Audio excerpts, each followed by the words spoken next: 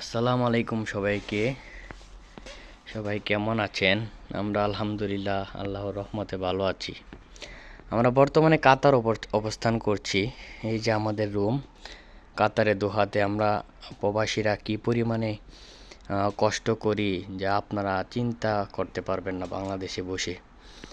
যারা ভাবেন যে ওরা অনেক ভালো হাসি খুশি বা ভালো টাকা ইনকাম করে, আপনাদের ভুলটা আজকে আমি ভাঙবো। কারণ আমরা এই বেডগুলায় কত কষ্ট করে যে ঘুমাই তার কোনো আপনারা বাংলাদেশে বসে চিন্তা করতে পারবেন না। কারণ এই বেডগুলায় ঘুমানোর কষ্ট আমরা নিজেরাই বুঝি। রাতে যে সময় ডিউটি শেষ করে এসে এখানে ঘুমাতে হয়, তখন নিজের জানটা বার হয়ে যায় বলতে গেলে। কারণ এই চিপা চাপার মধ্যে ঘুমাইতে অনেক কষ্ট হয় আমাদের। আর দুইতলা যে বেডগুলো আছে এগুলাতে ঘুমাতে অনেক পরিমাণে আমরা কষ্ট ভোগ করি আর কি। অনেক লড়ালড়ি বা অনেক কিছুর মধ্যে আপনারা সবাইকে আমি এই জিনিসটাই জানাতে চাই যে আমরা প্রবাসীরা প্রচুর পরিমাণে কষ্ট করি, যা আপনারা চোখে দেখতে পারবেন, হয়তো আমরা দেখালে দেখতে পারবেন বা অনুভব করতে পারবেন, কিন্তু সম্পূর্ণভাবে আপনারা ফিল করতে পারবেন না। যাই হোক, আমাদের প্রবাসীদের এই কষ্টটাকে আমরা আপনারা যারা আমাদের পরিবার পরিজন আছেন, আপনজন আছেন, আত্মীয় স্বজন আছেন,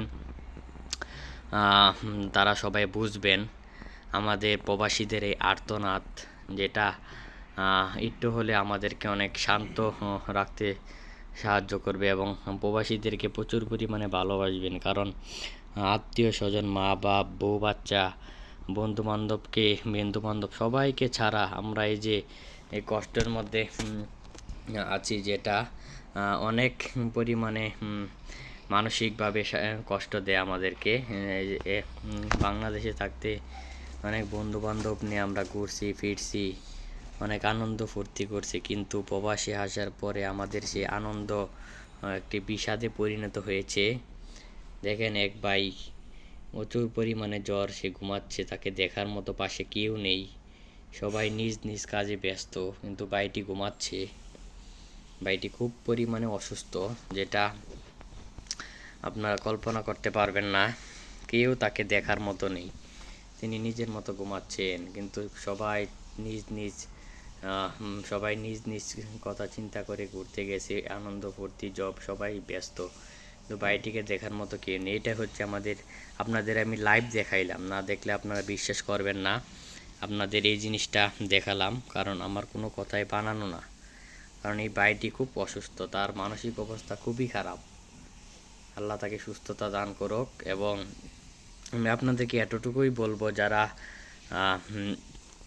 দেশে আছেন, পরিবার পরিজন আত্মীয় স্বজন, তারা আমাদের এই কষ্টটুকু বুঝবেন, তারা আমাদেরকে আশা করি সাপোর্ট করবেন এবং সম্পূর্ণভাবে আমাদেরকে টেক কেয়ার বা যতটুকু সম্ভব ভালোবাসবেন। ধন্যবাদ সবাইকে, দেখা হবে পরবর্তী এপিসোডে। ধন্যবাদ।